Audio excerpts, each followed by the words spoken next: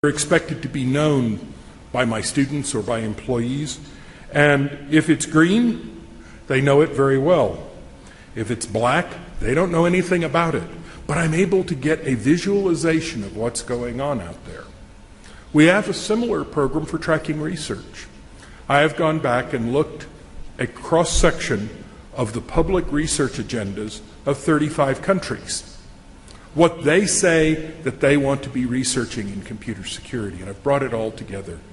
And I'm working with centers of excellence around the world to balance that and see, are we really doing what the governments want to do or what industry wants to do, and are we getting to the right places? So the future is here. The National Security Agency and the Department of Defense established a separate research program. Not all universities applied to be research universities. My university focuses a great deal on the teaching and pedagogic portions. Other universities said, no, we're not so interested in the pedagogic portions, we are more interested in pure research. But it has made a difference because people are beginning to talk about the research that they have. And outside that structure provided by the United States government, which is pretty much open only to American universities, I mean, think about it. United States is the only country that has a world championship game in a sport where nobody but people from the United States play it.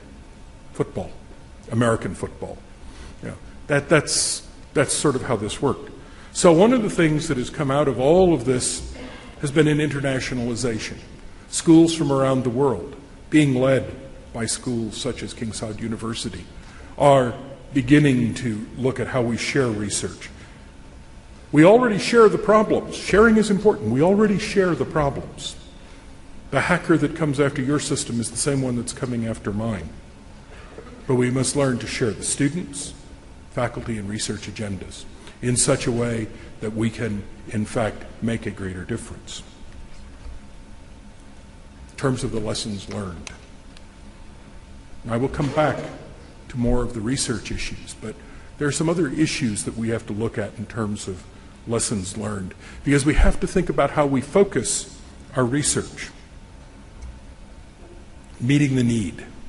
How can we do it? It's a big order. There's a lot to be done. I have students in my program from all around the United States and some from around the world, and they all have the same problem, but it's a big problem. So I tell them, we'll make it simple for them.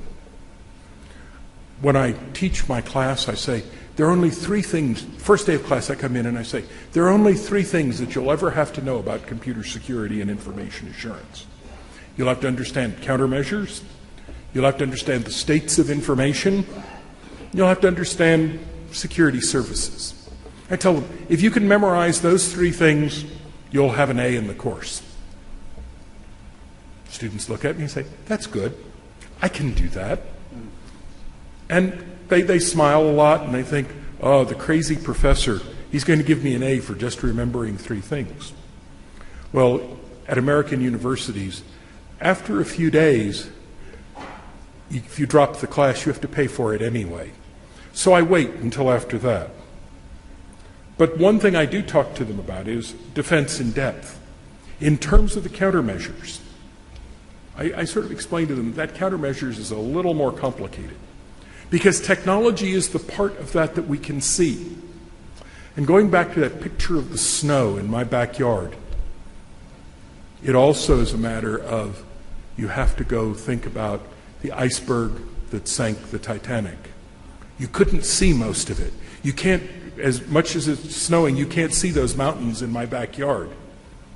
Technology is the small part. It's expensive, but it's the small part. And it doesn't work unless you have good operational procedures. You can't have technology work. If you use Windows, every Tuesday in the United States, I get a little love letter from Microsoft saying, please install the latest package of patches on your system.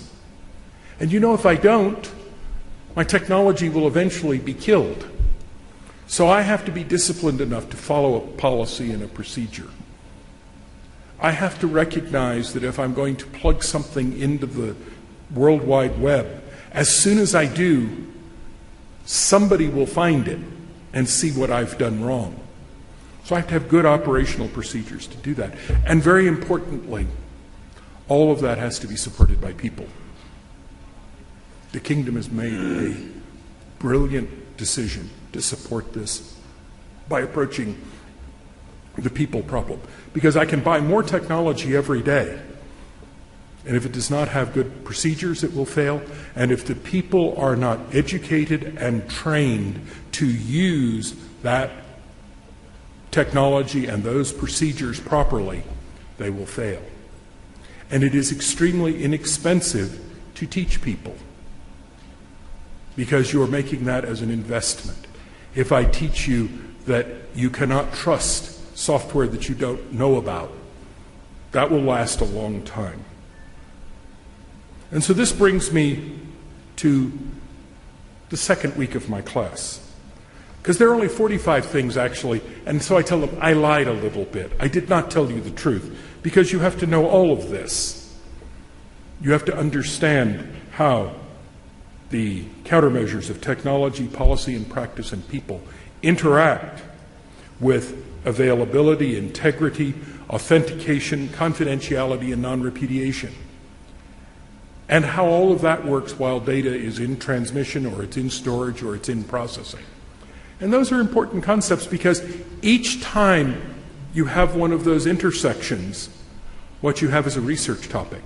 You have something that people need to think about. If I think about malware, viruses, I'm thinking about things that affect data while it's in processing. And I may tell people, don't run software you don't know. That's a people countermeasure. I may tell people to use a particular piece of technology, and then how all of that begins to interact. My colleagues at Georgia Tech are very interested in DNS, domain name servers. That has to do with transmission of data, to some extent in storage, but then we have to solve all of these. This is a map to not only teaching, and my students usually grumble when I tell them I lied a little bit and say, you have to learn this, and you have to learn how they all work together. But my colleagues on the faculty groan, because I do point out this is their map to their research in their area. Some things you might want to think about that make it also important. This comes from an industry study that was done not too long ago, talking about what CIOs thought were important. We have approximately 700 respondents here.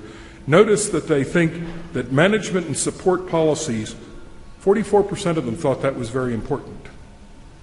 Come over to the other end, hardware solutions, they thought that was, about the same number thought that it was not so important. In fact, they missed the point. They all interact. You can put them on this scale and move back and forth, but they all interact. And what you have to do is have people that are well enough educated, that understand the research well enough to make it all come together. In the United States, actually not in the United States, North and South America, this is the salary bands. We did a salary study, and if I look at it, people are fairly well paid.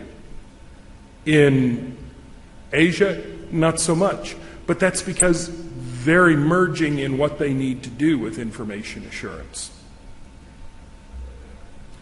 Here's a slide that I used to use. And this is a case from the United States. But our Bureau of Labor Statistics said that there would be a 92% growth in systems analysis, 90% growth in computer science, and a 20% growth in computer programming. And the projected growth in academic production wouldn't match. I went to many universities, I went to many companies talking about this slide. Amazingly enough, they have invited me back to talk to them again. And the first thing they do is tell me, the academics say, hold it, we invest